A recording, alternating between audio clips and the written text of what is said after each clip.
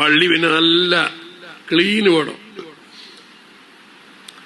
പള്ളിയിൽ ക്ലീന് വേണം. നജിസ് ഇക്കോ തീറ കണ്ടെങ്കിൽ ഉടനെ എടുക്കണം.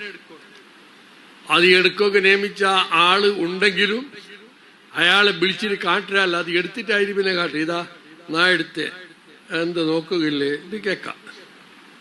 അത് അവിടെ മേലെ പൊട്ടിട്ട് ഇതാ വെറും ഇതെവിടെ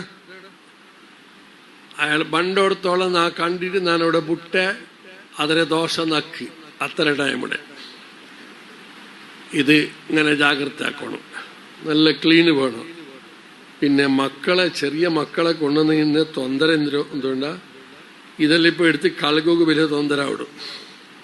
ചെറിയ മക്ക വന്നിട്ട് കാറിയെങ്കിൽ മൂത്രവീത്തിലേക്ക് പാമ്പസ് കെട്ടാറ് നോക്കാത്. വേറെ വിഷയം പറയത് ബായിക്ക് കെട്ടൊക്കെ അവിടെ മക്കളെ ബായിക്കും അതേപോലെ കെട്ടിയിരിക്കണം. നിങ്ങൾക്ക് കിടാവുണ്ടാവും. ഇനി പാമ്പേഴ്സ് ഇട്ടിട്ട് അതിൽ മൂത്രവീത്തിയത് പള്ളിയുടെ ഉൾക്ക ഇടവെച്ചിട്ട് മൂത്രവീത്തോ തീറാൻ ഹറാം. അപ്പൊ ചെറിയ മക്ക അതാ നബി സല്ലല്ലാഹു അലൈഹി വസല്ലം ജന്നിബുഹാ സിബിയാനക്കും മക്കളെ കൊണ്ടുവരോ തീറ നിങ്ങൾ പള്ളിക്ക് മക്കൾ ചെന്നിങ്ങനെ 7 വയസ്സ് കഴിഞ്ഞാൽ പിന്നെ നിസ്കരിക്കോ ചൊല്ലണം ഞങ്ങളെ മുട്ട.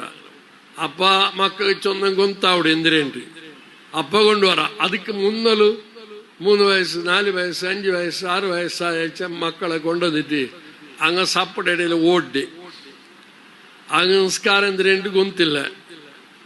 അങ്ങ് സഫിൽ നിന്നേണ്ടെങ്കിൽ ആ സഫ് ഭർത്തിയാവാത്ത ഫലത്തില് ജമാഅത്തിനെ കൂലി കിട്ടില്ല പിന്നെ പോണ്ടു.